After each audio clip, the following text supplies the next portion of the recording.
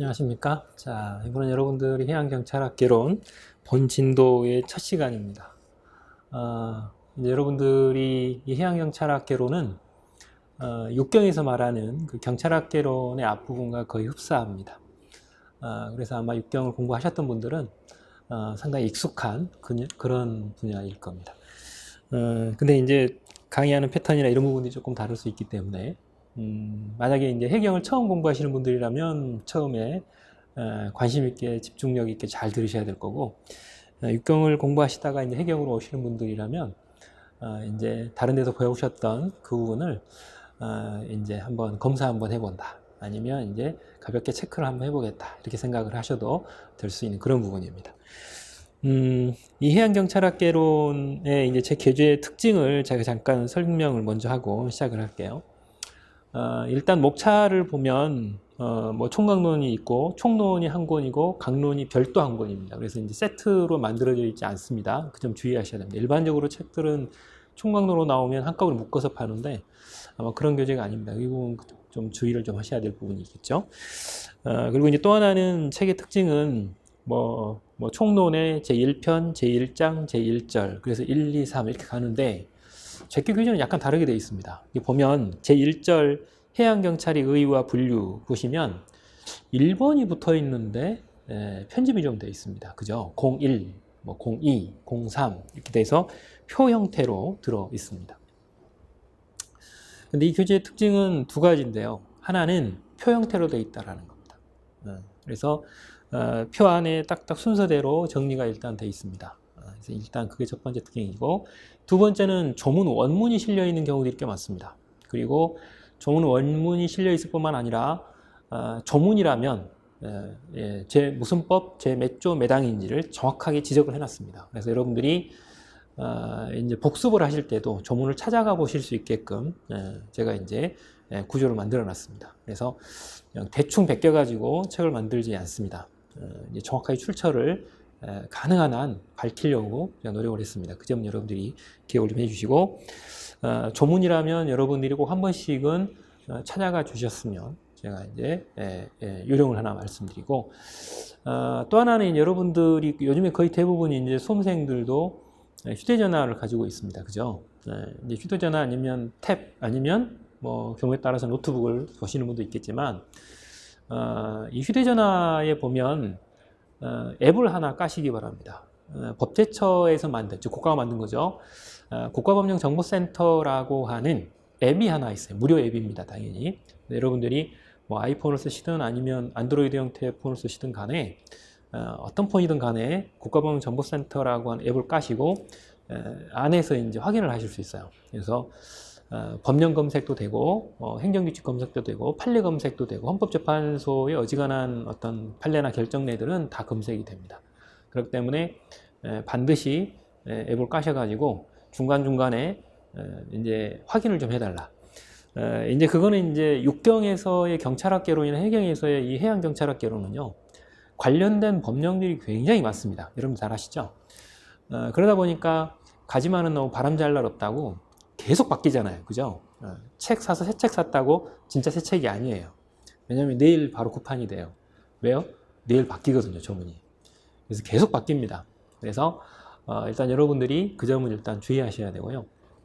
그리고 여러분들이 이제 공부를 하실 때 그렇기 때문에 조문이 나오면 조문을 제가 휴대전화든 아니면 무슨 뭐 컴퓨터든 간에 꼭 한 번씩은 확인을 해 보십사 제가 부탁을 드립니다. 그 이유는 두 가지가 있습니다. 하나는 여러분들이 조문을 찾아서 조문 원문을 봤을 때 실제로 시험 문제 나오게 되면 이게 이런 형태로 시험 문제가 나오는구나, 이렇게 일단 아셔야 될 필요가 있고요. 요즘에 시험 문제들은 출제위원들이 조문 그대로 갖다 베낍니다. 왜냐하면 거기에 변형을 까딱 잘못하게 되면 EJ가 들어온다거나 틀린 문장이 될 수도 있는 이런 경우들이 많아서 거의 대부분 조문을 손 잘 안 대고 그대로 갖다가 시험 문제 내죠. 그래서 조문 문제가 굉장히 많이 나오는 그런 패턴이기 때문에 조문을 한번 찾아보십시오, 이렇게 말씀을 드리는 거고요. 또 하나의 목적은 저도 사람인지라 실수를 해요. 그렇기 때문에 조문이 간혹 이렇게 잘못 들어가거나 이런 경우들이 간혹 생겨요. 물론 그런 것보다는 나중에 조문이 바뀌는 경우들이 많기 때문에 확인을 같이 해보시자는 거예요. 그래서 가능한 한 조문을 이렇게 숙지를 한번 해주십사 부탁을 드리는 겁니다. 그 다음에 이제 또 하나의 특징은 방금 전에 말씀드린 대로 번호가 특이하게 편집이 되어 있어요. 그 특이하게 편집된 부분을 저는 테마 번호 이렇게 불러요. 그래서 보면 테마 번호 1번, 2번, 3번 이렇게 제가 부를 겁니다. 가능한 한 제가 책 페이지를 부르지 않을 겁니다. 왜냐하면 책 페이지는 제가 추록을 제 카페에다가 올릴 텐데 카페에다 올리면 페이지가 뒤로 밀릴 거 아니에요. 그죠? 새로운 내용이 들어가면 앞으로 당겨지기도 하고 뒤로 밀리기도 하고 이렇게 될 겁니다. 그런데 제가 페이지를 적으면 페이지에 찾아갔을 때 나중에는 못 찾는 경우들이 생겨요. 그렇게 되는 것을 방지하기 위해서 예를 들면 해양경찰과 해양경찰학 개론, 즉 서론이죠. 이 부분에 테마 몇 번, 그러면 여기 번호를 찾아가시는 이런 형태로 제가 구조를 바꿀 겁니다. 그래서 여러분들이 어지간하지 않는 한은 아직 특이 상황이 아니면 제 교재가 심판이 나오더라도 테마 번호를 뒤집지는 않을 거예요. 그 항목이 아예 사라지지 않는 한은. 그렇기 때문에 테마 번호를 꾸준히 유지할 겁니다. 그러나 페이지가 동일하지는 않을 겁니다. 그렇기 때문에 페이지가 어떠하든 간에 여러분들이 테마 번호를 기준으로 공부를 한다 이렇게 생각하시면 됩니다. 그래서 지금 첫 강의는 1번 테마부터 바로 시작하는 게 아닙니다. 1번 테마부터 시작하는 게 아니라 거기 보면 2번은 독일과 프랑스의 경찰 개념 확립 과정이 나와 있고 3번 테마는 한국의 경찰 개념 명성이 나와 있고 4번 테마는 대륙법계와 영미법계 경찰 개념이 나와 있고 5번 테마가 형식적 의미의 경찰과 실질적 의미의 경찰이 나오죠. 다른 일반 교재들이 대부분 제가 가지고 있는 5번 테마가 첫 제목일 겁니다. 그래서 제 강의도 형식적 의미의 경찰과 실질적 의미의 경찰을 첫 강의의 이 주제로 일단 삼기는 하겠는데 제가 강의를 할 때는 방금 전에 말씀드린 것처럼 OT에도 말씀드렸던 것처럼 판서를 제가 먼저 하는 경우들이 많습니다. 특히 총론은 판서 분량이 많습니다. 그래서 판서를 먼저 쭉 한번 해서 개관을 한번 해보고 그 다음에 이제 책에다 체크를 하고 여러분들이 이렇게 진행을 하도록 하겠습니다. 그리고 이제 앞부분 정도의 몇 개는 샘플 형태로 해양경찰의 기출문제 부분보다는 뭐 육경의 기출문제들이 꽤 많기 때문에 2020년도에 이제 경감부나 순경이나 아니면 바로 직전이 2019년도에 경감부 시험 문제나 이런 시험 문제에 기출문제 포인트를 거기에 표시를 해놨어요. 그래서 여러분들이 보시면 기출 이래가지고 뭐가 나왔다. 뭐 기출 설문 이래가지고 OX 이렇게 표시가 되어 있는 내용들이 있을 겁니다. 그게 기출문제 포인트입니다. 그래서 이렇게 이제 구조가 뒤에까지 쭉 이어질 겁니다. 그건 일단 아시고 그 다음에 이 교재를 보다 보면 점선으로 밑줄을 제가 사용했어요. 밑줄을 제가 긋지 않았습니다. 그 이유가 좀 있는데요. 그리고 이 책은 1도예요. 검정색으로만 책이 돼 있어요. 지금 시중의 책들을 보면 책이 예쁘게 돼 있어요. 그죠? 최소한 2도, 뭐 3도, 뭐 심한 경우는 4도를 풀컬러라고 하는데 4도인 교재들도 있어요. 근데 제 교재는 무조건 1도예요. 이유가 있어요. 이유가 뭐냐? 아름답게 만들기 싫어서 안 만든 게 아니고 여러분들 보시면 제가 아무리 4도 책을 만들어줘도 여러분들은 형광펜으로 또 뭔가를 색칠을 하세요. 그림책 수준으로 만드시는 분들이 꽤 많더라고요. 그래서 그렇게 하지 마시고 제가 이제 색깔을 칠하는 것도 여러분들이 칠하시고 밑줄을 치는 것도 여러분들이 치셔야 됩니다. 그리고 필요하면 거기다 메모를 하실 건 하시고 앞에 말씀드렸죠. OT에서 말씀드렸던 것처럼 연습장을 준비하셔가지고 판서를 한번 정리를 하셔야 될 겁니다. 그래서 특히 이제 육경 공부를 하시다가 이쪽으로 오신 분들도 확인 한번 한다. 한번 제가 질문을 수업 시간 중에 중간중간에 제가 할 겁니다. 이제 잠깐 시간이 있을 때 여러분들이 머릿속으로 한번 답을 해보시고 그 다음에 제가 쓰면 맞았는지 틀렸는지 확인도 해보시고 이런 형태로 일단 진행을 하겠습니다. 그래서 판서도 하고요. 그리고 이제 점선 밑줄이 된 부분은 기출문제입니다. 사실은. 기출문제가 따로 표시 안 되는 경우도 있을 겁니다. 그런 기출문제 포인트입니다. 특히 이제 육경하고 겹칩니다. 이 교재 자체가. 그래서 육경의 포인트들도 이 안에는 상당 부분 표시가 되어 있습니다. 그건 아시고요. 중간중간에 보면 중괄호의 끄트머리가 X 혹은 O 이렇게 표현된 게 있어요. 그거는 기출문제 설문인데 기출문제 설문 중에 이 부분이 맞습니다. 이런 설문은 틀립니다. 이런 내용들이 소개가 되어 있다라는 거 아셔야 되고요. 그 다음에 이제 점선 밑줄로 제가 표현을 해놓는 데는 방금 전에 말씀드렸던 것처럼 밑줄은 여러분들이 그으시는 겁니다. 저는 유도만 해드릴 뿐인 것이고 공부는 여러분들이 하시는 겁니다. 실제로. 그죠? 암기를 여러분들이 하시는 거지. 그렇습니다. 그리고 특히 여러분들이 주의할 점이 하나 있습니다. 물론 이제 해경도 이제 시험이 해양경찰학개론이라는 이름으로 시험이 시작된 게 사실은 불과 몇 년 안 됐습니다. 그러다 보니까 초기 시험 난이도는 조금 쉬웠습니다. 작년에 2019년 굉장히 쉬웠습니다. 그 이전 정말 쉬웠습니다. 그런데 계속 쉽지는 않을 겁니다. 왜냐하면 앞에 OT에서 말씀드렸죠. 최고가 지금 경정급입니다. 행정법이 있거든요. 그리고 경감급에 과목 비슷한 게 있어요. 종합실무가 있었죠. 그 난이도가 상당한 수준이거든요. 그런데 그 난이도까지는 못 간다 하더라도 순경이나 해경 간부는 상당한 수준은 올라갈 것이다. 제가 예상을 합니다. 그렇기 때문에 여러분들 계속 이렇게 간단하게 나오리라 생각하는 것은 불과 몇 년 안 있으면 그 수준에 도달할 것으로 저는 개인적으로 봅니다. 그렇기 때문에 호락호락하게 생각하시고 공부는 하지 마시기 바랍니다. 2019년 하반기 때 제가 특강을 한번 했습니다. 몇 번 이렇게 특강 날짜를 잡아서 육경과 해경의 차이가 나는 부분들을 몇 개 특강을 했었습니다. 그 부분에서 이제 몇 문제 나오기도 했는데, 문제는 이제는 그런 형태로 강의도 필요하겠지만 기본 베이스를 해경 자체만으로 봐야 되는 이런 시각이 필요하다라는 겁니다. 그래서 여러분들이 육경 공부를 하다가 해경 공부로 돌리신 분들도 이 중에는 있을 거고, 이제 해경을 아주 진짜 처음부터 나 공부해야 돼 이렇게 공부를 하시는 분들도 있을 텐데, 그런 분들은 특히나 이런 기본적인 베이스를 깔아야 되는 내용들을 특히 알아두셨으면 하는 부분입니다. 자, 일단 그렇게 이제 간단히 말씀을 드리고요. 여러분들 이제 뒤에 칠판이 가로로 생겼어요, 그죠? 저도 칠판을 판서를 하는 제가 세로를 쓸 수는 없잖아요, 그죠? 가로로 제가 칠판 판서를 할 겁니다. 여러분들이 연습장을 만약에 연습장에다 정리를 한번 하신다면 이렇게 가로로 연습장을 놓으셔야 돼요. 세로로 놓으시게 되면 중간에 잘리겠죠. 제가 옆으로 갈 건데, 그죠? 그렇기 때문에 되도록이면 옆으로 판서를 한번 해주시고요. 그리고 이제 보시다시피 분필의 색깔을 제가 4가지를 들고 있습니다. 4가지를 다 사용하기 때문에 경우에 따라서 여러분들이 이제 여러분들도 준비를 그렇게 좀 해주시면 좋겠다. 그 다음 제가 이제 판서를 하게 되면 기출문제가 있는 부분은 제가 별표를 칠 겁니다. 이때 제가 처음에는 육경 자체의 뭐 포인트가 승진까지 한다면 상당히 깊은 부분이 있습니다. 그 부분 제가 지적을 할 건데, 그리고 이제 육경도 제가 여기서 제가 같이 언급할 겁니다. 육경 공부를 하시다 오신 분들은 아 그래 저거 있었어 뭐 이렇게 아마 알아들으실 거예요. 근데 별표를 칠 때는 3개, 2개, 하나 이렇게 갈 겁니다. 3개하고 2개는 시험 문제가 상당히 잘 나온다. 혹은 시험 문제가 안 나오더라도 정말 센 기초다. 이러면 제가 별표를 3개를 치거나 2개를 칩니다. 출제 빈도가 굉장히 높다는 뜻입니다. 그러나 하나를 치거나 이 부분 참고하세요 라고 하면 그때는 나중에 시험이 임박했을 때는 지나가셔도 됩니다. 여러분들이 그걸 일단 아시기 바라고요. 그렇기 때문에 두 문자를 남발하지는 않겠습니다. 두 문자를 최소화시키려고 되도록이면 노력합니다.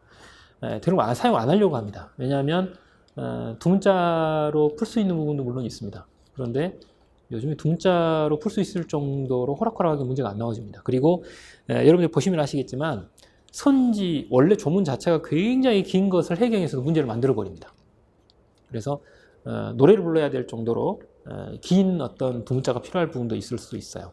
그런데 이제 그렇게 호락호락하게 문제를 내주지 않고 있습니다, 해경. 그래서 제가 이제 여러분들에게 특히 이제 뒤쪽에 가면 기출문제 표시가 아주 심하게 들어간 부분들도 있어요. 기출문제 표시만 한 4줄, 3줄 막 이렇게 계속 들어가 있는 이런 부분도 있습니다. 이런 부분들은 시험 문제 포인트가 정확하게 잡힙니다. 해경에서 주로 시험 문제 내는 포인트가 있습니다. 육경하고는 조금 다릅니다. 육경보다는 조금 더 심하게 깊이 찌르는 부분도 있습니다. 그렇기 때문에 육경 공부를 하셨던 분들은 이 부분은 육경보다는 조금 다른 포인트인데 상당히 특이하게 묻네? 이렇게 생각이 아마 들 겁니다. 그걸 아마 아시게 될 거예요. 그런 부분들을 여러분들이 공부를 하시게 될 것이다 라고 하는 겁니다. 자, 그러면 앞부분 시작을 한번 해보도록 하죠. 5번 테마부터 시작을 해서 5번, 1번, 2번, 3번, 4번 이렇게 갈 거예요. 그래서 여러분들이 테마 형태로 제가 간다고 그랬죠. 자, 제일 첫 번째는 형식적 의미의 경찰과 실질적 의미의 경찰이에요. 아마 육경 하시다 오신 분들은 모르시는 분들이 거의 없어요. 이 부분은 앞부분이기 때문에 다들 아시죠. 자, 먼저 보겠습니다. 형식적 의미의 경찰입니다.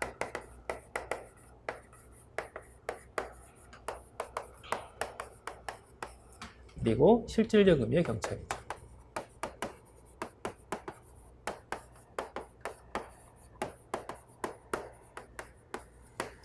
자, 이렇게 나오면 질문을 바로 드립니다. 그죠?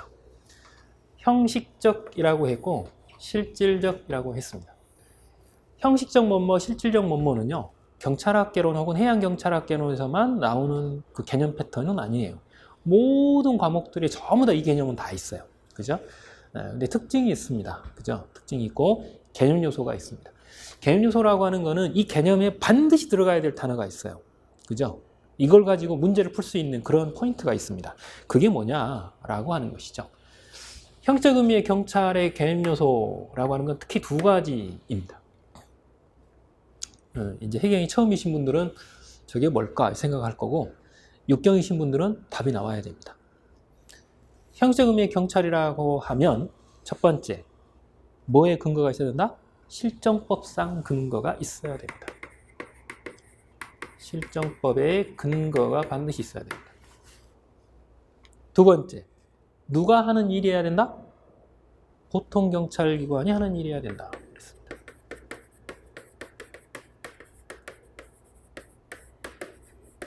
보통 경찰기관이 하는 일이어야 된다. 이 두 가지의 기본 개념 패턴이 들어있으면 전부 다 형식적 의미의 경찰입니다. 이렇게 말합니다.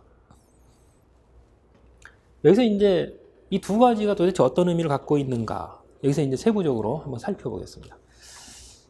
형식적, 여기서 말하는 형적 의미의 경찰에서 실정법 그랬습니다. 실정법이 뭐죠? 헌법, 법률, 명령, 조례, 규칙 그랬습니다. 그죠? 이게 이제 우리가 말하는 성문법 관련 부분인데요. 이런 실정법에 근거가 반드시 있어야 된다라는 사실이에요. 이런 법에 근거가 반드시 있어야 됩니다. 형적 의미의 경찰이라고 하는데 법에 근거가 없더라? 그건 아니에요. 그건 형적 의미의 경찰 개념에 들어갈 수 없어요. 그죠? 자, 그래서 이 법의 근거입니다. 그런데 이걸 가지고 문제를 풀 수 있습니다. 자, 어떤 문제를 볼까요? 첫 번째, 지금 여러분들이 강의를 듣고 있는 시점은 2020년입니다. 그죠?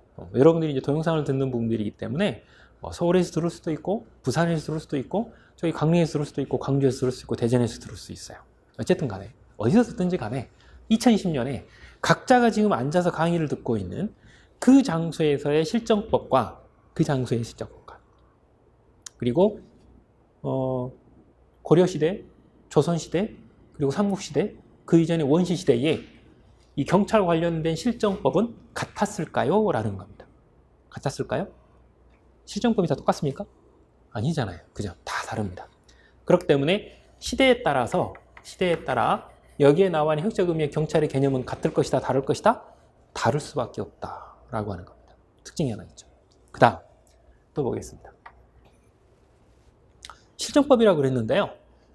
2020년에 지금 여러분들이 강의를 듣고 있는 그 시점에 대한민국에서의 이 실정법하고 미국, 일본, 독일, 프랑스, 영국 이런 나라들의 실정법, 즉 경찰과 관련된 실정법은 다 같은 법을 가지고 있을까라는 겁니다. 같습니까? 당연히 다 다릅니다. 그죠? 그렇기 때문에 시대와 국가죠. 국가. 쉽게 말하면 장소에 따라서 개념이 같다, 다르다? 다를 수밖에 없다. 따라 상이하다 이렇게 표현합니다. 다르다라는 뜻이죠. 이게 실정법 관련된 부분에서 나타나는 특징입니다. 그 다음 또 하나 보죠. 보통 경찰기관이 하는 일입니다. 그랬습니다. 경찰청은 보통 경찰기관인데 해양경찰청도 보통 경찰기관입니까? 네, 그렇습니다. 그죠? 정확하게 맞습니다.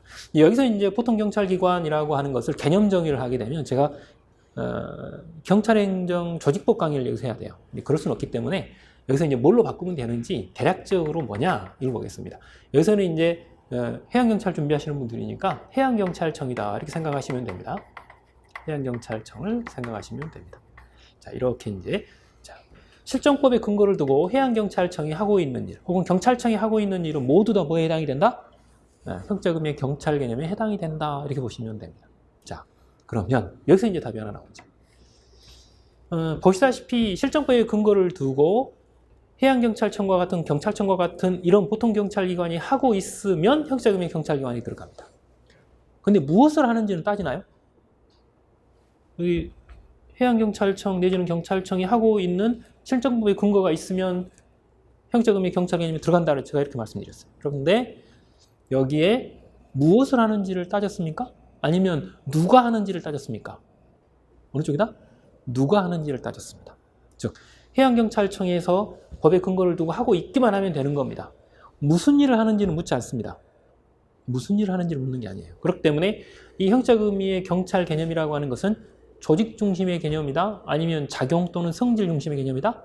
네, 조직 중심의 개념이다. 이렇게 보시면 되죠. 조직 중심의 개념이다. 이렇게 보시면 됩니다. 그 다음 여기서 이제 또 하나의 포인트가 있어요. 이 실정법의 근거를 둔다 그랬거든요. 자, 이 실정법은 이 해양경찰청 혹은 경찰청에 소속이 되어서 근무를 하고 계시는 현직 경찰 공무원들 있죠. 현직 경찰 공무원들이 실제로 민원이 들어오거나 사건 사고가 터지거나 아니면 해양과 관련된 여러 가지 상황이 발생되었을 때 그 사건 사고 일정한 사실관계나 상황에 대해서 어떠한 조치를 취해야 되는지를 볼 때 무엇을 들여다볼까요? 일정법을 들여다보겠죠. 제일 먼저 그분들이 보는 것은 이론서를 보는 게 아니라 실정법을 찾습니다. 법 조문에는 이런 상황일 때 뭐 하라고 돼 있나, 그죠? 그리고 그 실정법을 보다 세부적으로 표현해 놓은 게 해양경찰청이나 경찰청 내부적인 매뉴얼 같은 게 있습니다. 이런 것들을 보게 됩니다. 그리고 이제 그것도 없다. 그러면 이론이 이제 필요한 것입니다. 결과적으로 이 실정법이라고 하는 것은 학자들이 주로 볼까요? 아니면 현실적으로 해양경찰청이나 경찰청에 소속되어 있는 일정한 사항에 대해서 대처를 해야 되는 공무원들이 더 직접적으로 많이 봐야 될까요? 어느 쪽이다? 네, 현직 공무원들입니다. 물론 학자들도 연구를 하기 위해서 보죠. 그러나 그분들은 이론적인 연구를 하시는 것이고 여기에 나와 있는 실정법은 주로 학자들보다는 현직의 실무를 중심으로 하시는 경우들이 많습니다. 그래서 이 부분은 실무 중심이다 이렇게 보시면 됩니다. 이론 중심이 아닙니다. 실무 중심. 실무를 중심으로 구성이 된다라고 하는 특징을 가지고 있습니다. 이렇게 보시면 됩니다. 자, 이렇게 되면 형식적 의미의 경찰 개념은 끝났습니다. 그죠? 특별한 내용이 그렇게 많지 않고요. 자, 끝났습니다. 이 문제는 이제 실질적 의미의 경찰 개념입니다. 여러분들 시험 문제의 육경 같은 경우는 1번 시험에 주로 이거 많이 나오죠? 1번 시험에 주로 많이 나와요. 근데 해경은 안 그래요? 해경은 2019년 3차 해경 순경 시험 문제의 1번 시험이 연안사고 관련 시험 문제가 나왔어요. 예. 육경하고 해경의 차이점은요. 육경의 경찰학계로는 책 진도대로 번호 순서가 돼 있어요. 책 순서대로. 여러분들이 보시는 경찰학개론 교재 순서 있죠? 그 순서대로 시험 문제가 나와요. 그런데 해경은 안 그래요. 해경은 시험 문제가 왔다리 갔다리 해요. 강론이 앞에 있는 경우도 있고 총론이 주로 뒤에 있는 경우도 많아요. 그래서 순서하고 아무 상관없이 시험 문제가 나와요. 그 점을 조심하셔야 돼요. 조금 혼란스러울 수도 있어요. 그러나 뭐 시험 문제가 그렇게 나온다는데 어떻게 할 수는 없잖아요. 그죠? 그렇기 때문에 그건 알고 계셔야 돼요. 자, 그러면 보이죠? 실질적 의미의 경찰이라고 할 때에는 바로 여기다 개념을 적어버릴 수도 있어요. 근데 그렇게 안 적어요. 이게 두 가지 패턴으로 나뉘어요. 어떻게 나누는지 잠깐 보죠. 네, 일단 여러분들이 보시는 법계가 두 개가 있어요. 하나는 대륙법계가 있고요. 또 하나는 무슨 법계가 있죠? 정반대 영미법계가 있죠. 자, 영미법계가 있어요. 이걸 이렇게 두 가지로 제가 나눠서 설명을 해요. 실제로 이제 실적 의미 경찰 개념이 둘로 쪼개지는 거죠. 대륙법계 그러면 주로 어떤 나라들이 대륙법계로 소개가 되나요? 여러분들 교재? 주로 이제 프랑스하고 독일을 주로 가리키죠. 물론 법학에서는 오스트리아도 집어넣습니다만 뭐 경찰학에서 따질 때는 뭐 특별하게 안 따지니까 프랑스하고 독일 이렇게 생각하시면 돼요. 영미법계는 답이 나와 있어요. 영국하고 미국이죠. 뭐 이거는 따로 뭐 덧붙이지 않으셔도 상관이 없습니다. 이렇게 되어 있습니다. 자, 이렇게 보고 그다음 여기서 이제 각각의 법계마다 다른 실질적 의미 경찰 개념이 사실은 있어요.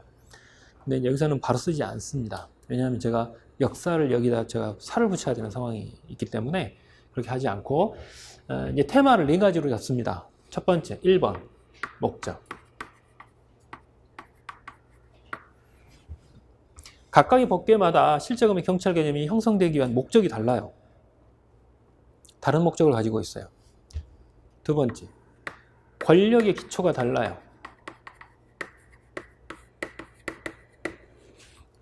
각각의 목적을 가진 경찰이 경찰권을 행사할 때 그 경찰권의 기본 베이스가 다릅니다. 출발이 되는 그 권력 자체가 달라요. 그 다음 세 번째, 이게 권력이면 권력을 행사하는 사람도 있겠지만 권력을 행사 당하는 사람도 있죠.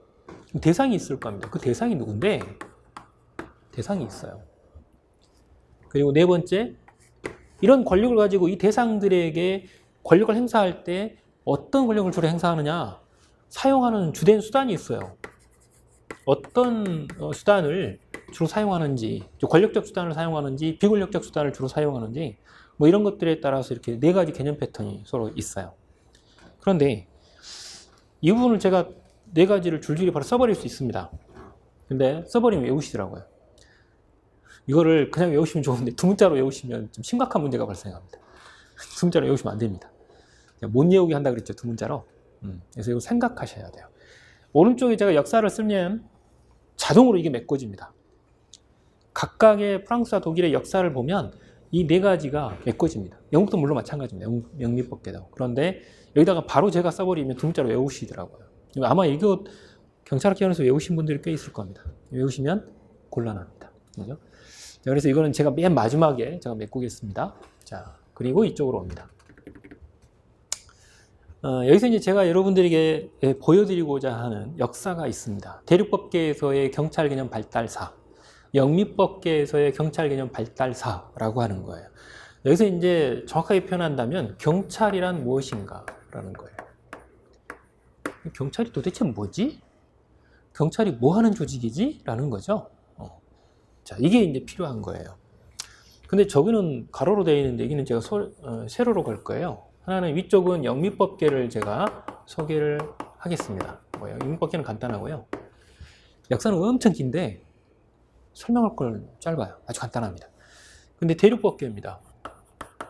대륙법계는 역사도 길지만 역사가 복잡합니다. 복잡합니다. 경찰이 뭔데? 그랬더니 흐름이 굉장히 복잡다단해요. 그래서 여기서 설명을 해야 됩니다. 자, 먼저 대륙법계 먼저 설명을 하고 맨 마지막에 특징 정리를 한 다음에 저쪽에다 다시 정리를 한번 해보겠습니다. 대륙법계를 여러분들이 막 들어가면, 여러분들이 경찰학계로 막 시작이 되면 대부분의 교재가 제거 교재 1번처럼 대륙법계 국가의 경찰 개념 형성과 변천이라는 제목이 나와요. 그죠? 바로 그 부분이 이거예요. 대륙법계에서 경찰이란 무엇이냐라고 하는 것을 어떤 형태로 패턴 변화가 있었는가를 보는 거예요. 1번, 고대 국가입니다. 고대죠. 이 고대라고 하는 국가는 여러분들이 그냥 쉽게 생각하면 그냥 그리스, 뭐 이런 형태로 생각을 하셔도 돼요. 그죠? 이런, 그리스 같은 이런 나라들은, 주로 이제 무슨 국가였습니까? 도시국가. 일명 폴리스라고 하죠. 폴리스. 이 폴리스라고 하는 것은 말 그대로 이제 도시국가인데요. 원래 언어상으로는 일정한 그 도시 안에 살아가는 사회 구성원들의 생명체 재산을 서로 간에 보존해주고 서로 법이라고 하는 걸 만들어가지고 그것을 담보하기 위해서 일정한 행정을 해갔어요. 이런 구조 자체를 폴리스라고 해요.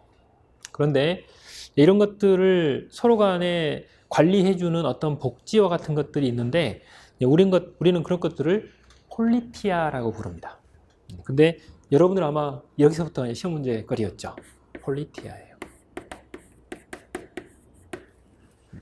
이 폴리티아라는 단어가 고대에 사용된 폴리스의 지금 현재 어원입니다. 그죠? 국민들 사회 구성원, 즉 도시국가 안에, 도시 안에 사회 구성원들의 생명체 재산을 보호하고 그걸 보호하기 위해서 법을 만들어가지고 행정 시스템을 갖췄어요. 행정과 사법 시스템을 갖추고 그런 사람들에게 복지를 펼쳐가는 그런 행위들을 하는 것을 폴리티아라고 했습니다. 그죠? 이 폴리티아라고 하는 이름에서 지금 현재의 경찰이라고 하는 폴리스가 나오고요. 그리고 정책이라고 하는 팔러시가 나옵니다. 그죠? 어원이 여기서 나타납니다. 이 시험 문제였죠? 시험 문제였습니다. 이렇게 돼 있더라. 어원상으로는 그런다 치고, 그죠? 이게 시험 문제고. 그 다음 또 하나입니다. 이 고대 시대에는 고대 시대에는 그럼 무엇을 그러면 경찰이라고 불렀을까? 따로 정해져 있나요? 아니에요. 지금 방금 전에 말씀드린 것처럼 그냥 국민들의 생명체 재산을 보호해주는 그런 전체 시스템을 다 가르치는 거예요.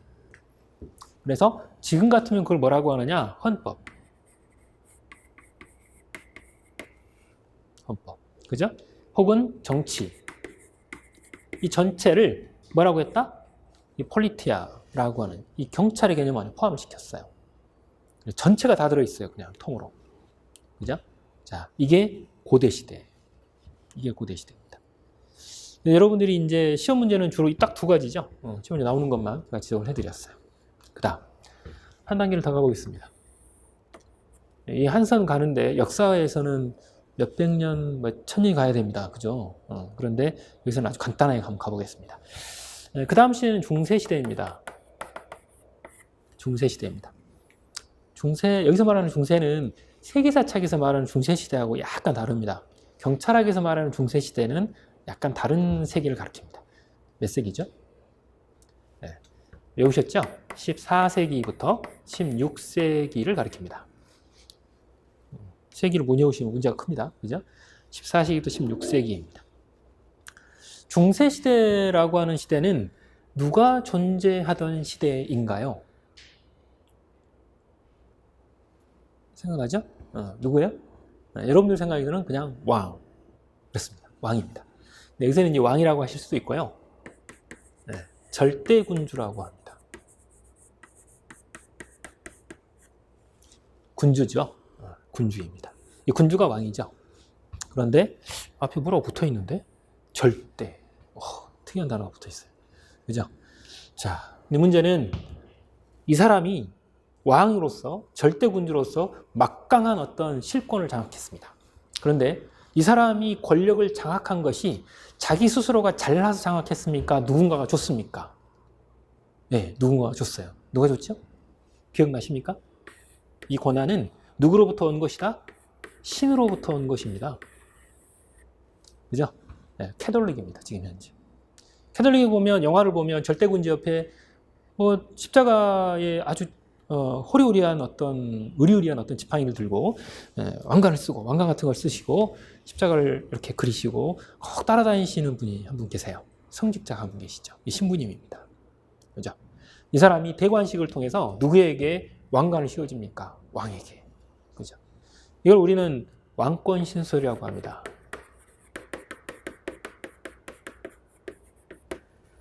왕의 권한은 누구로부터 온 것이다? 신으로부터 왔다라고 하는 겁니다. 그죠? 이게 이루어집니다. 그리고 이 왕 밑에는 누가 존재합니까? 저기 유럽의 중세시대를 보면 왕이 누구에게 뭘 줍니다. 무슨 귀족에게 자귀를 하사하죠. 공후백자남 자귀를 하사합니다. 귀족들이 있습니다. 아직도 영국은 자귀를 하사받죠. 귀족이 있습니다. 그리고 그 밑에 기사계급이 있습니다.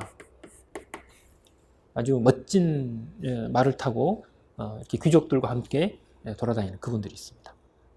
그리고 이분들은 봉토라고 하는 땅을 하사받습니다. 우리는 땅이라 그러는데 저기는 성이라고 합니다. 캐슬을 받죠. 성을 받아요. 그래서 의리의리한 성 안에 귀족이 사시고 그 안에는 사람들이 살죠. 자, 이런 사람들은 다스리는 사람들인가요? 다스림을 당하는 사람들인가요? 다스리는 사람들이죠. 근데 이 사람들로부터 다스림을 당하는 사람들도 있어요. 누구죠? 방금 전에 봉토라고 하는 땅을 하사받았다 그랬습니다. 성. 그 안에 보면 농사 짓는 노예가 있습니다. 뭐죠? 농노. 그리고 이 성, 저 성을 왔다 갔다 하면서 장사하고 자유롭게 살아가시는 분들도 있습니다. 자유민들이 있습니다. 자, 이런 사람들이 이렇게 들어오게 됩니다. 자, 경찰학에서는 설명 잘 안 합니다. 이렇게. 제가 이렇게 설명을 하죠. 이유가 있어요. 자, 보죠. 여러분들이 사용하는 그 단어 때문에 그래요. 자, 봅니다. 왕, 귀족, 기사계급들은 다스리는 사람들이다. 다스림을 당하는 사람들이다. 다스리는 사람들이에요. 여기다가 다스리는 사람들 이렇게 길게 쓸 수는 없으니까 두 자로 써볼게요. 뭐라고 써요? 치자라고 합니다. 다스릴 치자를 써서 다스리는 사람입니다. 그 다음 농노와 자유민들은 다스리는 사람들입니까? 아니면 다스림을 당하는 사람들입니까? 다스림을 당하는 사람들입니다. 일명 피치자라고 합니다. 됐나요? 자, 근데 문제는 이렇게 다스리는 사람이 다스림을 당하는 사람을 지배하는 것을 우리는 뭐라고 합니까? 경찰학에서 아주 중요한 단어입니다. 뭐죠? 이게 바로 통치라는 단어가 여기서 나옵니다. 그리고 왕이 이런 피지배자를 지배할 수 있는 권한을 우리는 뭐라고 한다? 통치권이라고 합니다. 통치권 안에 지금 현재 경찰권 들어있습니까? 안 들어있습니까? 들어있습니다. 바로 이 경찰권이 무엇의 일부인 것이다? 왕의 통치권의 일부인 것이다 라고 하는 거예요. 됐나요? 자, 여러분들이 사실은요, 제가 개인적으로 이 통치라는 단어는 그닥 좋아하지 않습니다. 왜냐하면 통치라는 단어는요, 보시다시피 사람 위에 사람 있어요, 없어요? 있지요. 이 통치라는 개념 자체가 사람 위에 사람 있다는 뜻이에요. 위에 다스리는 사람들이 아래에 다스림을 당하는 사람을 괴롭히는 뜻이에요. 지배한다는 뜻입니다. 그게 통치라는 단어입니다. 근데 하필이면 이 통치권 안에 무슨 권이 들어있다? 경찰권이 들어있어요. 그게 바로 여기예요. 자, 그림을 이렇게 그렸는데요. 이걸 말로 이제 바꿔야 되죠. 자, 볼까요? 왼쪽에 고대 시대는 경찰을 뭐라고 불렀어요? 헌법, 정치 이렇게 불렀죠. 그러면 중세 시대는 뭐라고 부를까요? 보시다시피 왕은 여기에 나와 있는 캐톨릭의 이 성직자를 가서 건드리면 돼요, 안 돼요? 가서 밟아요? 그럴 수는 없어요. 왜요? 자신에게 신의 역할을 대신해가지고 왕관 세워준 사람인데 그 사람을 괴롭히면 말이 되겠습니까? 말이 안 되죠. 결과적으로 이 종교적인 영역에 대해서는 왕이 터치한다, 터치하지 않는다? 터치 안 하죠. 그죠? 자, 그렇기 때문에 중세시대는 고대 시대에서 말했던 전체 정치 중에 무엇을 뺀다? 이 종교적인 요소를 빼요. 종교행정을 삭제시킵니다. 종교행정은 왕이라 하더라도 터치하지 않습니다. 그래서 남은 말이 뭡니까? 국정 전반이라는 뜻입니다. 그래서 중세시대의 경찰은 무엇을 가리키는 말이다? 국정 전반에 대해서 통치하는 것을 가리킨다. 이렇게 말해요. 자, 개념 패턴이 약간 달라졌죠. 자, 이게 이제 경찰학 측면에서 이렇게 볼 수 있어요. 근데 이게 종교적인 측면이 이 안에 보면 들어있잖아요. 어떤 의미가 있을까요? 고대 시대는 이때도 사실은 왕이 있었어요. 도시국가에 신적인 존재가 있습니다. 이게 이제 우리가 이제 성서나 이런 것들을 보게 되면 대제사장이라고 합니다. 그 대제사장이 바로 왕이었습니다. 즉 하늘의 제사를 지내는 사람, 그 사람이 곧 왕이었다는 뜻입니다. 동일인물이었어요. 그게 이때 당시예요. 그런데 중세시대로 갔더니 하늘의 제사 지내는 사람은 따로 있어요. 성직자가 따로 있잖아요. 그리고 속세를 다스리는 누가 있다? 왕이 따로 있습니다. 결과적으로 하늘의 제사를 지내는 사람과 속세를 다스리는 사람은 분리되어졌죠. 그죠? 그러나 신은 존재하는 시대가 돼요. 그러나 종교적인 부분에 대해서는 왕은 터치하면 안 돼요. 왜? 이 사람으로부터 실권을 넘겨받았거든. 왕권 신설 때문에 그래요. 그래서 종교행정 분야가 이탈돼요. 그게 중세시대예요. 자, 여기서 한 단계 또 가보겠습니다. 세계사책을 읽어보면 요 뒤에 역사책도 중세라고 가리키지만 경찰학 책에서는 다릅니다. 무슨 시대라고 한다? 경찰국가 시대라고 합니다.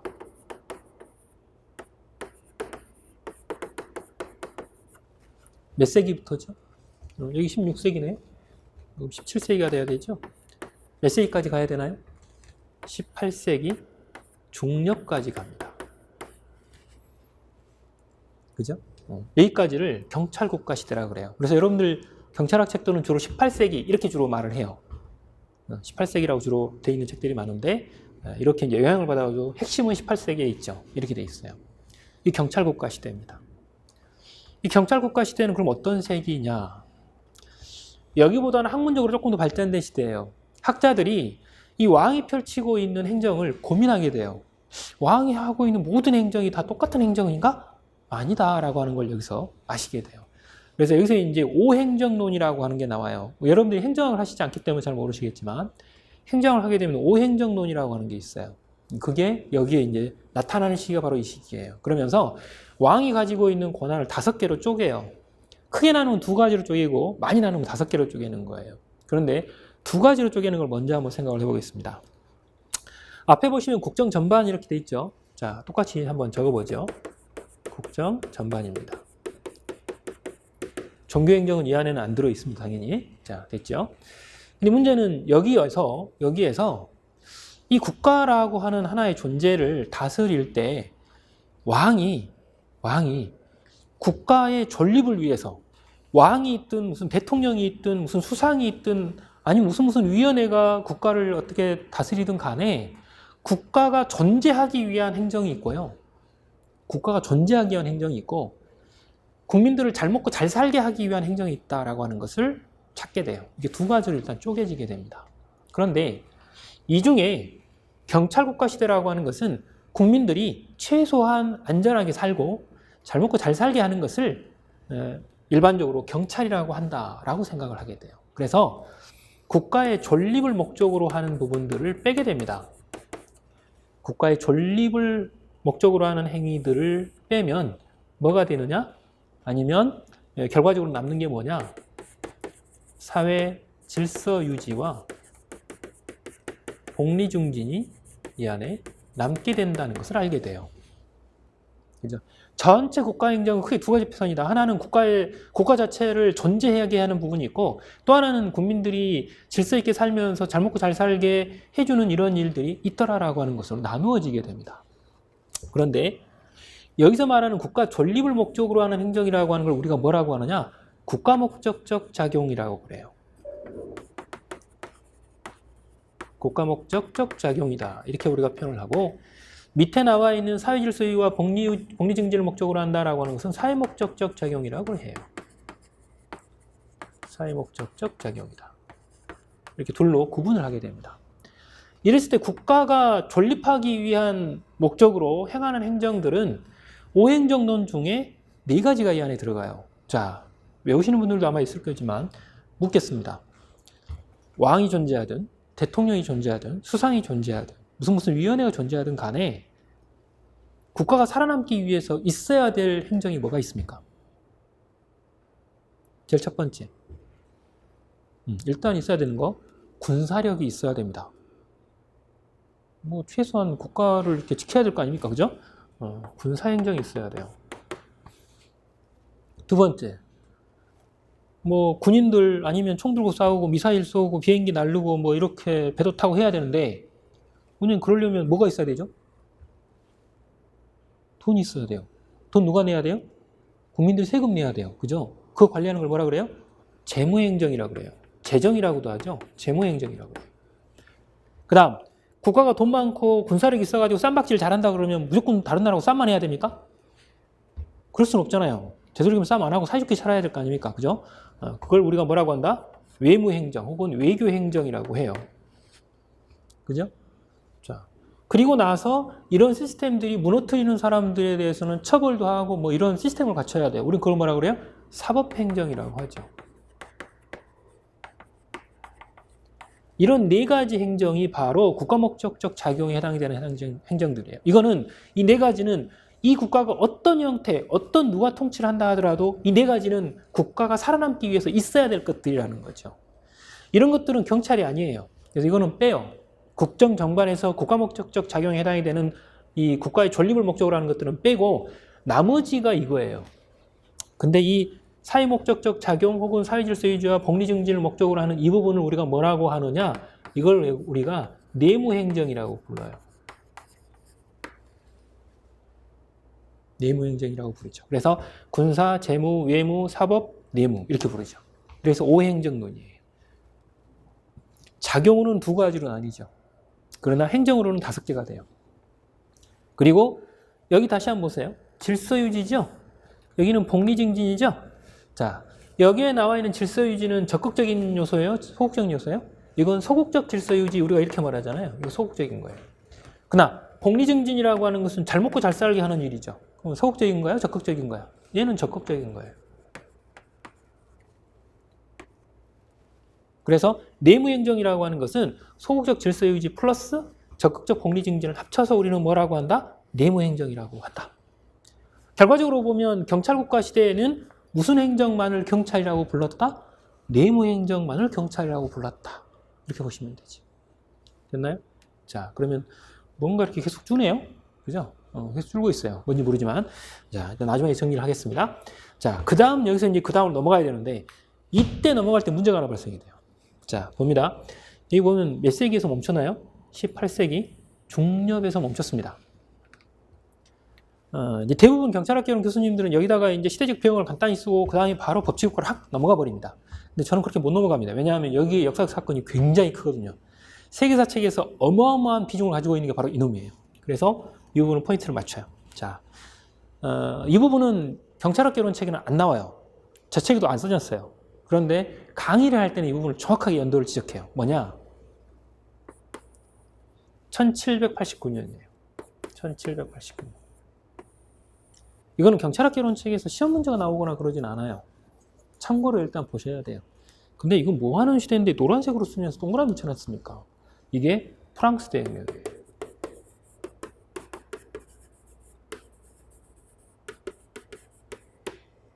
경찰학개론 책에는 안 나온다 그랬어요. 시험 문제 안 나와요. 그러나 그 이후에 분기점, 앞뒤 분기점으로서 이 사건은 전 세계사에서 가장 중요한 사건이에요. 경찰학개론 책에는 이거 언급 안 해요.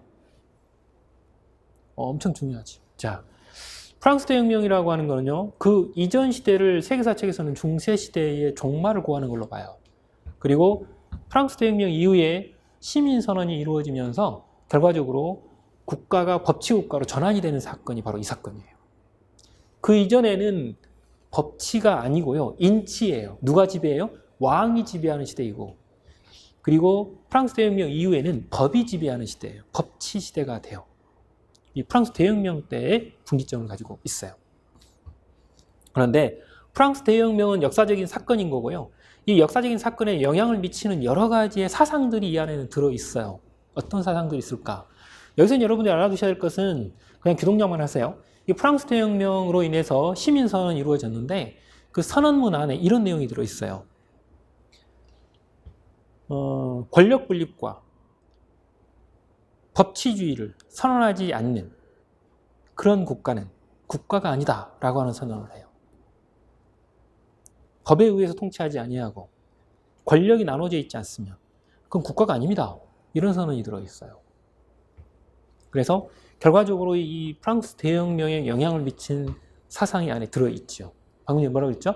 권력 분립이에요. 권력 분립 사상. 권력 분립이라고 하는 것은 프랑스 대혁명을 일으키게 하기 위한 사상들은 여기서는 프랑스는요, 몽테스큐에가 영향을 미쳤어요. 삼권 분립이죠. 그래서 입법행정사법으로 여러분들이 아시다시피 구분이 되는 게 바로 여기에요.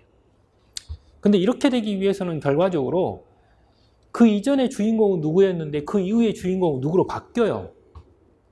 그 이전에 여기 나와 있는 경찰국가 시대까지만 보더라도 누가 주권자였습니까? 누가 주권자죠? 중세 봉건 시대의 주권자는 누구신가요? 바로 왕이었어요. 군주 주권론이었죠. 그것도 절대 군주예요. 제한 군주가 아니에요. 절대 군주입니다. 그죠? 왕이 주권자였던 거예요. 근데 경찰국가 시대 때는 아무 말이 없잖아요. 그죠? 안 썼죠? 결과적으로 어떤 상황이 계속 이어진다는 뜻이에요. 절대 군주가 주권자였다는 것이 계속 이어진다는 뜻이에요. 그래서 여기 나와 있는 프랑스 대혁명이 이루어지기 이전까지는 무슨 주권의 시대이고? 군주 주권의 시대입니다. 군주 주권론의 상태였어요. 즉, 이 세상의 주인은 누구십니까? 왕이십니다라는 거예요. 군주 주권이었어요. 그런데 이때 당시 프랑스 대혁명을 할 때는 주권자가 누구인 것이다? 국민 주권으로 바뀝니다. 일명 우리가 말하는 민주주의 사상이 이에 들어와요.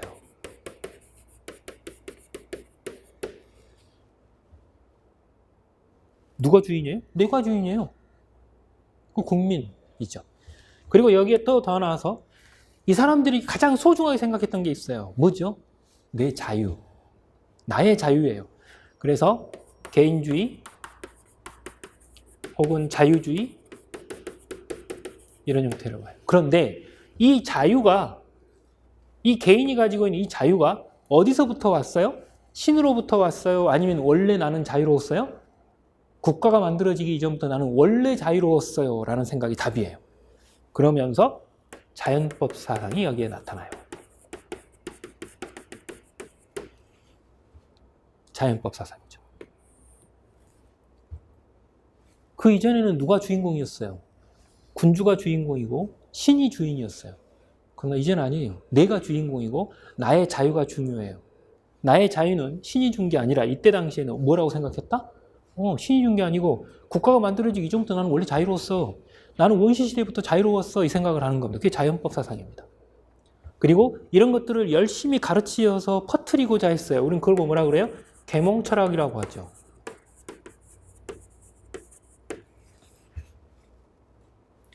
바로 이런 것들이 어디에 영향을 미친다? 지금 여기에 나와 있는 프랑스 대혁명에 영향을 미쳤던 상황이에요. 그리고 여기에 방금 전에 프랑스 선언에서는 무엇이 없으면 그건 국가가 아니다 그랬어요? 법치주의예요.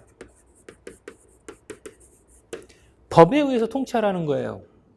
왕이 네 마음대로 통치하지 말고, 그죠? 법에 의해서 통치하라는 겁니다. 법치주의의 반대말 여러 가지가 있는데 그 중에 하나가 인치입니다. 인치. 그죠? 사람이 다스리면, 왕이 다스리면 그걸 인치라고 그래요. 이렇게 나뉩니다. 자, 즉 이 프랑스 대혁명을 통해서 어디로 넘어갑니까? 시대가 법치국가 시대로 넘어가죠. 법치국가 시대로 넘어갑니다.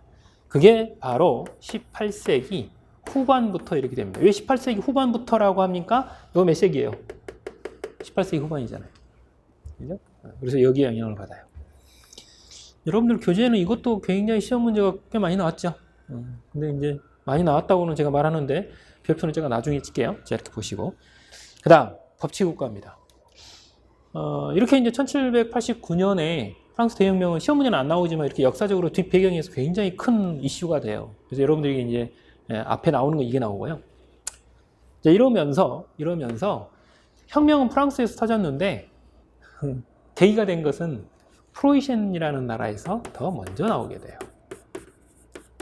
이 프로이센이라는 나라가 여러분 경찰학 책에 보면 종종 나오죠. 이 나라는 지금 현재에 있는 독일의 전신입니다.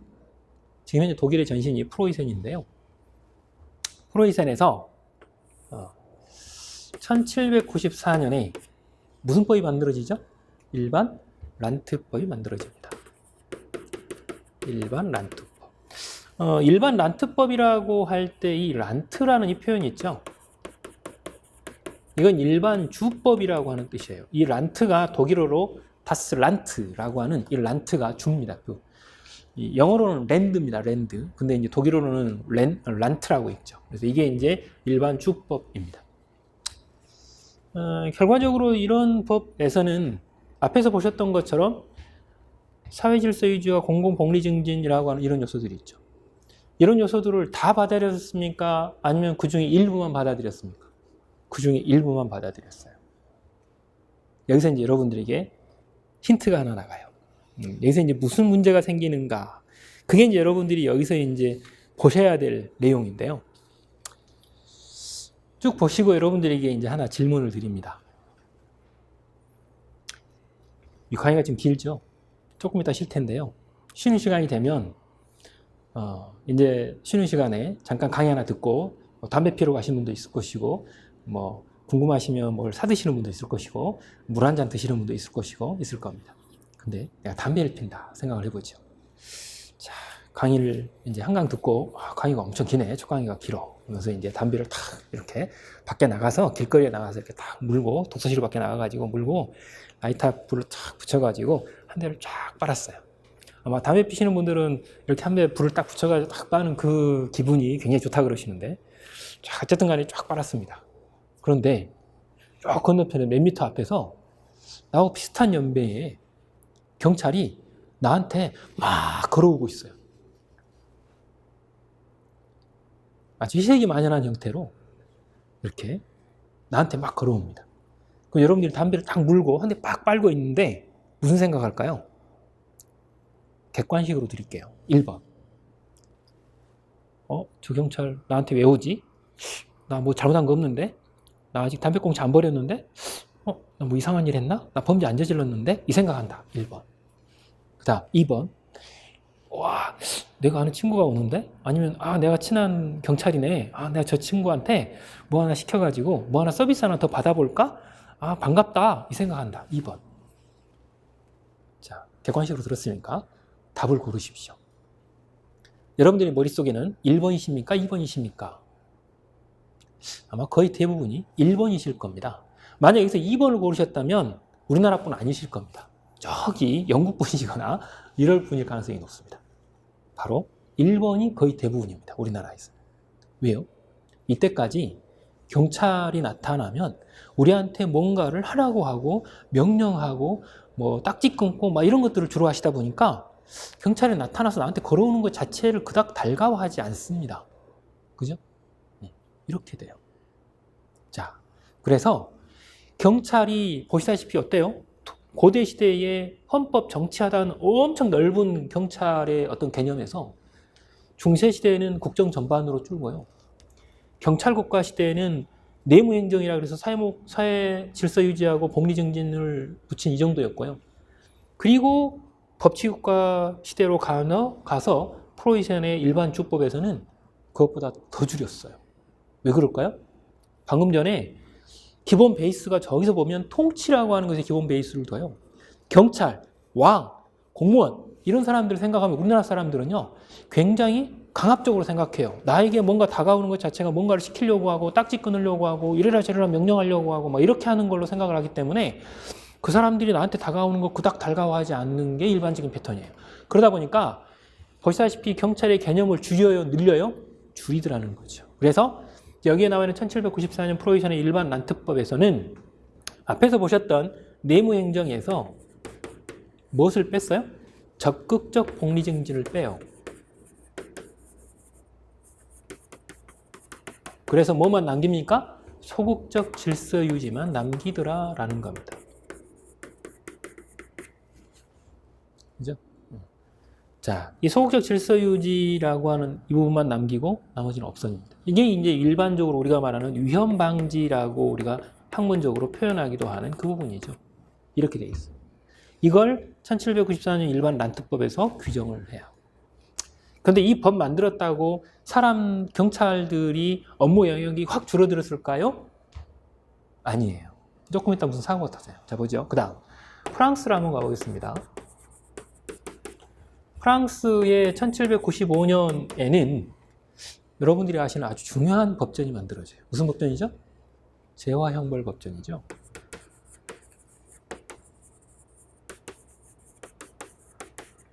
재화형벌 법전이 만들어져요.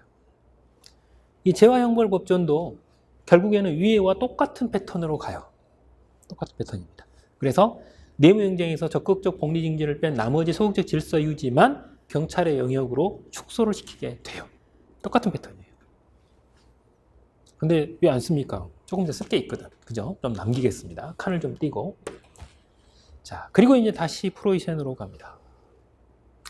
프로이센에 여기 보시면 이제 프로이센인데요. 몇 년이죠? 1882년.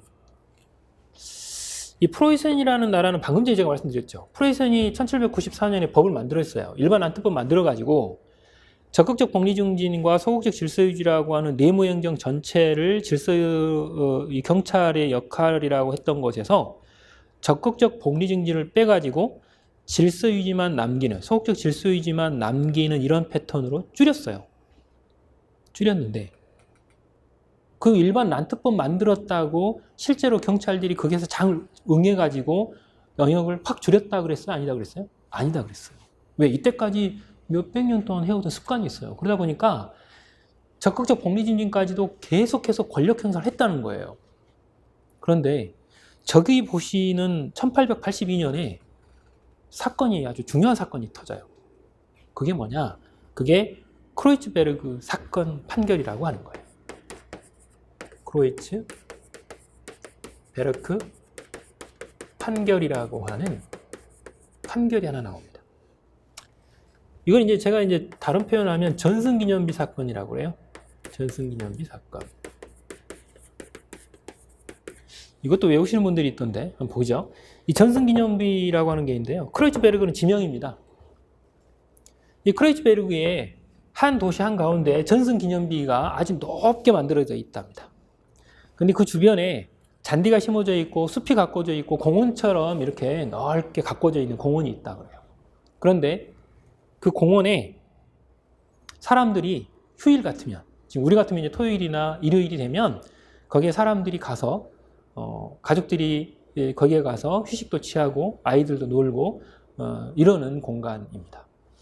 그런데 그 전승기념비 주변의 일부의 땅을 가지고 있는 땅 주인이 그 옆에 전승기념비를 가릴 정도로 높은 건물을 만들었어요. 건물을 지었습니다. 그것에 대해서 크로이츠베르크의 경찰서장이 무슨 명령을 냈을까요? 철거 명령을 내렸어요. 건축물 철거 명령을 내렸습니다. 그런데 이것에 대해서 건축주가 소송을 제기했어요. 근데 결과적으로 건축주가 이겼을까요? 아니면 경찰이 이겼을까요? 둘 중 하나겠죠? 자, 여기서 보겠습니다. 만약에 건축주가 이겼다거나 아니면 경찰서장이 이기게 되면 거기는 이유가 있겠죠. 자, 예를 들면 건축주가 이겼다. 결론이 뭐죠? 결론은 건축주가 이겼어요. 왜 이겼을까? 생각해 보죠. 건축주가 이겼는데 건축주가 건물을 지었다 그랬어요. 그래서 그 놀이공간의 일부를 자기 땅이라 그래서 건물을 높게 지어서 전승기념비를 가려서 다른 주민들이 전승기념비도 못 보게 만들고 휴식 공간을 뺏었습니다. 건축주가 건물을 지어서. 근데 결과적으로 이런 것들에 대해서 경찰서장이 모아 건축물 철거 명령을 내렸어요. 실제로는 철거 명령을 내린 거죠. 근데 철거 명령을 내린 이유가 뭐죠? 그 이유가 여기서 포인트예요. 이유가 뭐냐? 적극적 복리 증진을 위해서 철거 명령을 내렸느냐 아니면 질서 유지를 위해서 철거 명령을 내렸느냐라는 데 포인트가 있어요.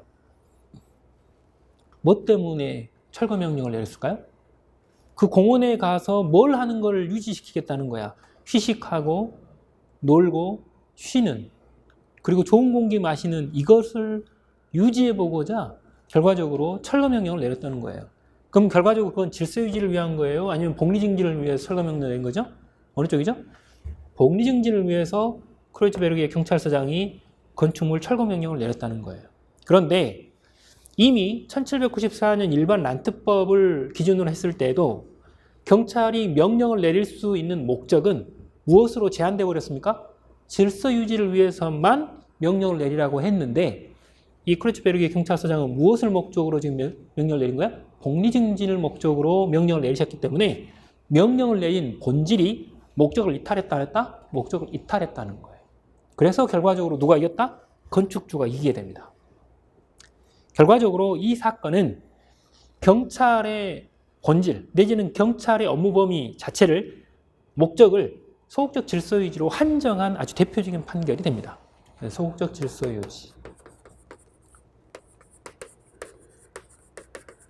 유지로 한정하는 대표적인 판결이 되는 거예요. 그죠? 여기서 또 하나의 포인트는 질서 유지가 경찰의 본분이다라고 하는 것을 정확하게 지적한 판결이 바로 크로이츠베르크 판결이라는 거죠. 그래서 여러분들이 경찰행정법 저기 강론에 가시면 소극 목적의 원칙이라고 하는 게 나오는데 그 소극 목적의 원칙의 근원지가 된 판결이 바로 크로이츠베르크 판결입니다. 이렇게 나옵니다. 그것도 기출문제죠. 순경시험지 기출문제. 최근에 나왔던 기출문제가 바로 이놈이에요. 이거는 보시다시피 경찰과 경찰학이라고 하는 서론 부분에서도 문제가 되지만 어디서 문제가 된다? 저 뒤에 경찰행정 작용법 부분에 가서도 문제가 돼요. 그래서 아주 중요한 판결입니다. 주의를 하셔야 될 부분이다. 이렇게 가는 거죠. 자, 그러면 여기 제가 일부러 비웠다 그랬어요. 조금 더 여기 이어져 갈 게 있습니다. 자, 그러면 여기서 대륙법계 국가에서 고대부터 법치국가까지 개념이 어떻게 변화해 왔는지 체크를 한번 이 판서상으로 한번 해보겠습니다. 빨간색으로 가겠습니다. 마지막 포인트 지적을 해야 되니까. 고대 시대에는 경찰의 개념, 경찰이란 뭐였습니까? 정치이자 헌법 전체를 경찰의 개념에 포함시켰습니다. 그 다음 중세 시대는 뭐였습니까? 국정 전반이었습니다. 그 다음 경찰국가 시대는 뭐였습니까? 내무행정이었습니다. 즉 소극적 질서유지와 복리증진이 합쳐져 있는, 그렇죠? 그 다음 법치국가로 시대로 가면 뭘로 줄어들었다 그랬습니까? 소극적 질서 유지로 한정하는 위험 방지 분야로 축소가 되는 이런 형태로 되었습니다. 자, 이것 자체가 객관식에서 시험 문제죠? 시험 문제입니다. 자, 축소 현상이 바로 시행되었다라고 합니다. 자, 그러면 이 대륙법계 밑에다가 제가 정리를 한번 해보겠습니다. 어떤 형태로 이 대륙법계가 쭉 이렇게 특징이 지어졌는데 어떤 패턴들을 갖고 있는지 한번 보도록 하겠습니다. 첫 번째 패턴을 한번 잠깐 볼까요? 대륙법계. 대륙법계에서 가장 중요한 거는요, 경찰권이라고 하는 것 자체가 어디에서 나온 겁니까? 권력의 기초가 어디인가라는 겁니다. 권력의 기초가 방금 전에 뭐라 그랬죠? 판서가 돼 있는데 여기 나와 있죠? 통치권이라고 하는 놈에서 왔어요. 통치권이죠. 왕이 혹은 치자가 피치자를 다스리는 것을 우리가 통치라고 한다 그랬습니다. 이 통치권 안에 뭐가 들어있다? 경찰권이 들어있어요. 그래서 통치권에 근거합니다. 통치권에 근거합니다. 그 다음 두 번째. 그러면 결과적으로 왕이 여기에 나와 있는 피치자를 다스릴 때 서비스를 했을까요? 뭐 서비스를 했으면 이렇게 경찰의 영역이 줄지는 않겠죠. 오히려 더 좋아할 텐데, 그죠? 근데 문제는 주로 괴롭혔기 때문에 그런다는 거 아니에요, 그죠? 그렇기 때문에 이 사람들이 사용했던 주된 수단은 주로 뭘 썼을까요? 주된 수단. 이 사람들이 통치권을 행사하면서 주로 썼던 것은 권력적인가요? 비권력적인 건가요? 권력적인 수단을 주로 썼다는 거죠. 권력적 수단을 주로 사용했어요. 주로 이때 권력적이다라고 하는 것은 명령을 하고 강제하는 수단들을 주로 사용했기 때문에 국민들이 싫어했던 거예요. 그죠? 그렇기 때문에 세 번째, 역사적 흐름이 어떤 특징으로 갖고 있느냐? 자, 권력 발동의 영역이 축소되었나요? 오히려 넓어졌나요? 오히려 축소 역사, 축소 현상이 발생되었죠. 축소의 역사가 나타나더라. 권력 발동 범위입니다. 영역 혹은 내지는 범위가 가면 갈수록 줄었죠. 왜? 국민들이 싫어했어요. 왜? 나타나면 아까 1번, 2번 경찰의 어떤 이미지를 이야기해 드렸잖아요. 우리나라 사람들은 뭐예요? 1번이에요, 1번. 나타나는 왠지 저 사람 왜 나한테 오는 거야? 이 생각합니다. 저 사람한테 뭔가 하나 더 받아야지 이 생각하는 게 아니고 왜 그럴까요? 그 사람들이 나타나서 주로 명령 강제하기 때문에 그 사람들로부터 나 덜 터치받고 싶어 해요. 그래서 특징이 있어요. 어떤 특징이냐? 보시다시피 권력 발동의 영역 또는 범위가 축소되어지기를 바랬던 거예요. 그래서 점점 줄어들었잖아요. 보시다시피 쫙 줄어들었어요. 그죠? 자, 이렇게 되더라. 그 다음 세 번째, 네 번째. 그럼 결과적으로 이 사람들이 국민과의 어떤 관계가 있을까요? 경찰과 국민과의 관계입니다. 어떤 관계일까요? 서로 대등한 관계 아니면 동반자 관계, 뭐 친화적 관계, 뭐 이런 관계일까요? 당연히 아니죠. 무슨 관계예요? 수직 관계. 치자가 피치자를 다스리듯이 수직 관계이고요. 아니면 갈등 관계. 혹은 비친화적 관계. 그죠? 혹은 반비례 관계 그래요. 왜요? 치자가 권력이 강해지면 여기는 약해지잖아요. 그래서 반비례 관계. 이렇게 표현해요. 그래서 서로 수직 관계, 갈등 관계, 비친화적 관계 이런 관계를 따집니다. 바로 이거죠. 자, 그리고 마지막 다섯 번째. 이 대륙법계에서는 제일 처음에 스타트는 헌법 혹은 정치로 시작이 됐지만 맨 끝머리는 뭘로 줄었어요? 위험 방지 혹은 질서 유지로 줄었어요. 자, 그렇기 때문에 결과적으로 목적 자체가 뭐로 나타나더라? 위험 방지라고 하는 형태 혹은 질서 유지라는 형태로 나타나더라라고 하는 겁니다. 자, 이게 이제 역사적인 패턴, 정리된 내용이다. 이렇게 보는 거죠. 여기에 이제 저쪽으로 넘어갈 겁니다. 그죠? 이게 저쪽으로 넘어가는데 여러분들이 여기서 이렇게 정리를 하고요. 자, 이렇게 보면 이제 대륙법계 경찰 개념에서 맨 마지막 하나만 빼고 다 정리가 됐습니다. 그리고 이제 이 부분에 이제 잠깐 쉬었다가 저 맨 끝에 이제 대륙법계 끄트머리를 한번 더 보고 그 다음 영미법계를 본 다음에 여기 뒤에 있는 이 내용으로 마지막 마무리를 해보도록 하겠습니다. 잠깐 쉬었다 보겠습니다. 감사합니다.